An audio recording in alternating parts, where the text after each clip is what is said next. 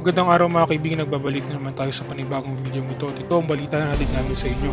Mga kaibigan, sinupalpal at sinagot nitong Malacanang itong mga patutsada ni Senator Manny Pacquiao. Ngunit bago tayo magpatuloy sa ating talakayan, siguro din nyo muna pindutin ang subscribe button, ang bell notification button, maging like button para maging updated kayo sa mga may init at sariwang balita dito sa ating bansa. Mga kaibigan, sa tingin nyo, tama nga ba ang ginagawa nito si Senator Manny Pacquiao na talikuran at pagtaksila ng Pangulo matapos niyang gamitin ng pangalan ni Presidente Duterte para makuha at makamit niya ang kanyang mga personal na gustuhin. Matapos nang gamitin ng partido, itatalikuran na lamang niya ba ito at sisiraan ng Pangulo? Mga kaibigan, pag-usapan natin yan sa comment section at sabihin ninyo ang mga sarugin. Huwag na natin patagalin pa ang video na ito at panoorin na natin ito. Where he did state specific actions should China insist on staying in our territory. What do we make of these statements now, sir? I think the President should be construed literally. Hindi niya pinangako na maibabalik niya yung mga teritoryong nawala sa atin dahil sa kagagawan ng ibang tao at ibang administrasyon. No?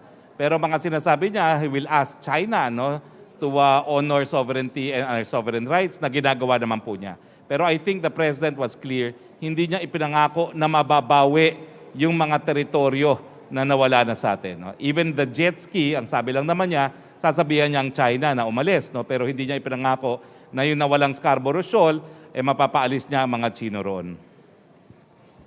Sir, but sometime in 2016, February 21 to be exact, the President said he will tell China to stop its expansions in the Philippine territory if nothing happens in his second year of presidency. What happened to this, sir? Is the President sort of taking a softer stance compared to yung medyo hardline stance ni sir nung kampanya? On the contrary, Trish, nagtagumpay po ang Presidente kasi sa kanyang administrasyon, wala pong bagong reclamation ginawa ang China, wala pong bagong mga refurbishment na ginawa sa mga artificial islands ang China. Ito po yung isa sa mga major na kasunduan na nakamit ng Presidente at hindi po yan mabubura ng ating mga kritiko. Sir, still in line with this, but on Monday, si Senator Manny Pacquiao said that he is not satisfied with President Duterte's stand on the West Philippine Sea issue. He also cited yung popular nga po na jet ski statement noong 2016, which he said gave encouragement to Filipinos that time. Pero just last week daw po, si Pangulo sinabi that the Philippines is citing as utang na loob with China because of the COVID-19 vaccines that we procured. And we all know that si Senator Pacquiao and si President Duterte belong to PDP laban. What does Malacanang think of this? Some are actually wondering if this could be a sign of falling out habang papalapit na po yung elections, considering that they belong to the same political party. I don't think there is a falling out. Hanggang ngayon po, nananatiling napakalaking fan ni Senator Pacquiao ang ating Presidente sa larangan ng palakasan, lalo na sa larangan ng boxing. Hanggang doon na lang po tayo. Sir, just a bit on yung sa pagpapabakuna po ni Pangulo. What is it, sir, with the Sinopharm vaccine that it's been the choice of the President's doctors? We're interested to know if the President has any medical condition or parang anything that's related to his current medical condition that makes other vaccine brands unfit for him. And sa safety lang din, sir, kasi di ba po hindi siya registered and FDA saying na hindi pa nare-review ng experts yan. What gives the President's team the confidence na safe po ito for the President? Do we have, or does the President, the team of physicians, do they have experts from the vaccine panel na nag-review po ng Sinopharm? Unfortunately po, I was not privy dun sa mga conversation ng Presidente sa kanyang mga doktor. No? But I understand na ang choice ni Presidente was guided also by his doctors. And I can only surmise na it's the platform, platform na inactivated vaccine because this has been in use for the past 140 years at least. Sir, just last question on the vaccination. No? Yung pagpapabakuna ni Pangulo, is that a sign that ito na po yung magpipave ng way for the negotiations or for us to procure vaccines from Sinopharm? And with that move, sir, what message does that signal to those who want to get vaccinated na hindi pa registered yung bakuna officially? Well, alam niyo po, it's covered by compassionate use. So as far as the President is concerned, he did not violate any laws because precisely it was administered by the PSG hospital, although physically administered by the health secretary himself. No? So covered po yan ng compassionate use permit. So wala pong nalabag ang ating presidente. At yung supply naman po ay nanggaling nga doon sa additional 1,000 donation ng Chinese government to the Philippine government. So I think the message that the President sent yesterday is magpabakuna na ang lahat habang may makukuhang bakuna. Thank you, Spokesary. Salamat po. Thank you muna. I will turn over now the floor to our moderator, Mar Jimenez, PIO of Parañaque. Thank you, Mr. Secretary. We would like to call Mela Las Moras of PTB4, please. Hi, good afternoon, Secretary Roque, and to our guests. Sir, unahin lang po natin yung Sputnik V vaccination dito sa Parañaque City. Ano po yung expectation natin ngayon dito sa ating programa dito at paano ito makatutulong sa ibayo pang pagpaparami ng mga nabakunahan pa sa Pilipinas? Well, sa akin po, no, una-una, ang pinakamabuting balita, meron na naman po tayong additional brand ng vaccine na nagagamit. At ito nga po ay kabahagi ng trial order kasi ito po yung kauna-unang pagkakataon na we had to deal with the vaccine na merong negative 18 na handling requirement. So, kanina po nagtanong si Mayor Marcy, trial lang po ito, hindi pa po ito official rollout dahil dapat nga makita natin kung paano dadalhin sa vaccination center yung negative 18 na requirement galing po sa warehouse ng Marikina. No? At pangalawa po, sa mainit na reception ng mga taga-Parañaque, tingin ko naman po, tama rin yung naunang survey ng SWS na kinakailangan lamang na magsimula magpabakuna at karamihan ng ating mga mamamayan ay magpapabakuna. Perhaps si Secretary Galvez would like to add. Nakita po natin na napakadami po na talaga nakapila at saka we never expect na yung reception ng Gamaleya is napakataas. And we are very happy na yung ating second vaccine na ina-administer natin na galing sa procurement natin ay talagang well accepted by the Filipino people.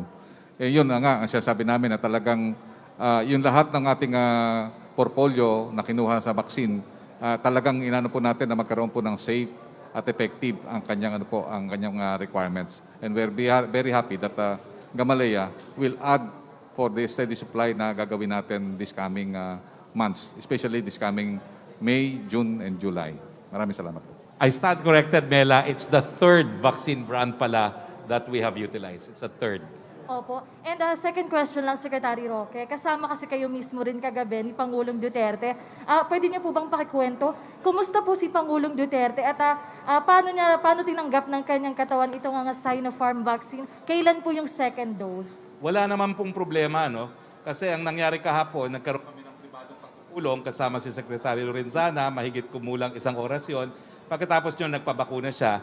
At matapos ng pagbabakuna niya, tsaka po siya pumunta doon sa meeting with some members of the IATF na tumagal ng almost 2 hours din. So in terms of adverse reaction, wala po akong nakitang adverse reaction kasi matapos siya magpabakuna, pumunta siya kaagad doon sa pagpupulong namin. Opo. Kailan kaya, sir, yung second dose? Second dose po. I think it's the same as Sinovac 1 month after. Opo. And sir, panghuling tanong na lang po from Sweden, Velado Ramirez, my colleague. Ano po yung update sa procurement ng Sinopharm vaccines at hindi po ba magkakaroon ng vaccine hesitancy ang ating mga kababayan sa ating existing vaccines given that the President opted for another brand na wala pa pong EUA? Unang-una po, it's covered by compassionate use. Paulit-ulit ko po yan because that's the legal basis na ginamit ng Presidente yan. I don't think it has any effect on vaccine confidence kasi nakikita naman ng taong bayan na basta the best bakuna is the one that's available. No? At wala naman po kasing bakuna na aprubahan ng ating Food and Drug Administration kung ito po ay hindi napatunayan ng expert panel group na ito po ay epektibo at ligtas. And Secretary Galvez will add. Nung po yung vaccine expert panel, nung nagkaroon po ng tinatawag nating presentation sa amin, talaga pong halos co-equal po yung Sinovac at saka yung Sinopharm in terms of yung tinatawag nating safety. Kasi nakita natin na inactivated siya. At the same time, yung Sinopharm, ito yung ginagamit ng mga leaders sa China. At saka ito yung tinatawag natin, kaya nakita natin mahal yan, At yan din po ang ginamit po ng mga leaders dito sa area ng Middle East. So with that, nakita ng recommendation ng kanyang doktor na talaga yung Sinopharm ang mas sa kanya. Ang nakikita natin dito, yung lahat ng mga vaccine, ang safety and efficacy halos pareho yan. Nakikita natin, sinasabi na Dr. Edsel, na yung pinaka-effective na niyan is yung it prevents yung tinatawag nating from severe and hospitalization and death. So yun ang pinaka-importante. At nakita naman natin, considering na same inactivated virus platform siya, wala naman sigurong makikita na pagkakaalang-alang sa confidence, considering Sinopharm is also being widely used by other countries. Actually, yung Sinovac is number 5 yan sa world usage. At ang Sinopharm po ay halos sumusunod po sa Sinovac. Okay, thank you so much po. Maraming salamat, Mela. Balik tayo kay Yusek Rocky. Yes, thank you, Secretary. Tanong mula kay Jason Gutierrez ng New York Times. May we know why the President used a vaccine not okay yet by the FDA? The same one earlier used by the PSG, which was banned for using smuggled vaccine. And how would this affect the public's confidence on Sinovac? Hindi po illegal ang paggamit ng Presidente dahil may compassionate use na in-issue para sa PSG Hospital at hindi po smuggled ang ginamit ng Presidente dahil ito po ay donated ng Chinese government. Opo, yung tanong po ni Crisalyn Catarong ng SMNN News about the Senator Pacquiao ay nasagot niyo na, Secretary. Thank you po. Punta tayo uli kay PIO Jimenez. Hello, thank you, Mr. Secretary. Can I call on Ian Cruz of GMA 7? Hi, Secretary. Sir, Yes, good morning. pinapatanong lang Good po, afternoon. meron daw po bang ibang mga cabinet secretary na gagamit naman ng Sputnik? Wala po, si Presidente lang po ang nabakunahan kagabi. I mean, Sputnik, yung Sputnik V po na Sa vaccine. Sputnik, ang alam ko po, wala rin na dito sa Parañaque, wala po, no? Wala pa pong secretary na nabakunahan dito sa Parañaque. Wala pa sa ibang lugar din. Okay. Si Sec Galvez. Kasi yung sa Sputnik, ang pa rin natin, ang ginagamit pa rin natin yung A1 at saka A2 at saka A3 na priority list. In fact, dito nga sa natin, meron tayo dito na A1 at saka A3 and then A2 dun sa baba. So yung parang target ng natin dito sa pilot run natin is yung healthcare workers, seniors at saka yung people with comorbidities. Okay. Natanong ko po, sir, kasi merong pinadalang larawan sa akin. Si Secretary Panelo nagpapabakuna. Ano po yung ginamit sa kanya? Wala po kaming alam dyan, no? Anyway, Secretary Panelo is a senior citizen. So kasama po siya sa A2 dahil ang binabakunahan po natin ngayon, A1, A2, and A3. Kasama yung may mga comorbidities. So he's not there as a secretary.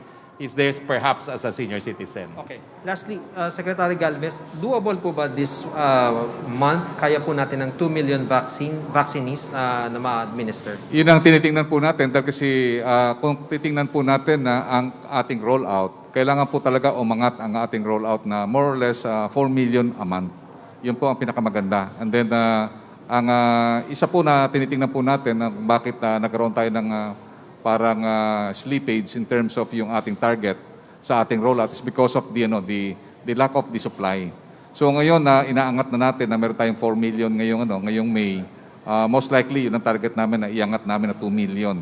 And then later, this coming June, ang target namin ay magkaroon kami ng more or less, meron kaming 1 million per week or more or less 4 million a month.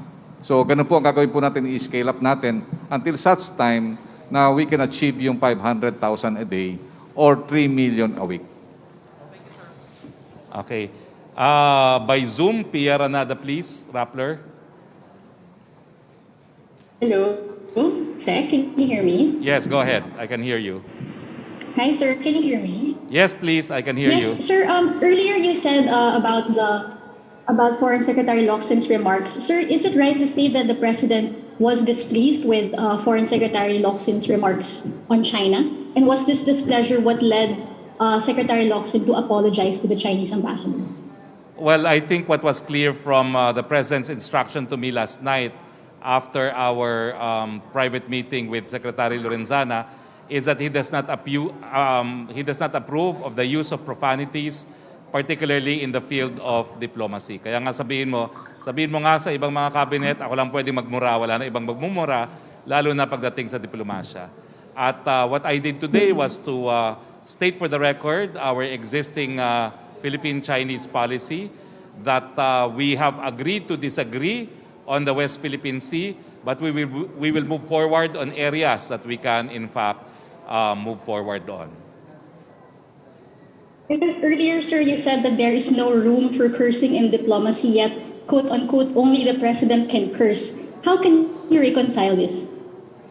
Well, because the president naman is the principal, no? And all the cabinet members are alter egos. So I guess the guidance being given by the president now is you have no authority to use profanities, no? Particularly in the sensitive field of diplomacy.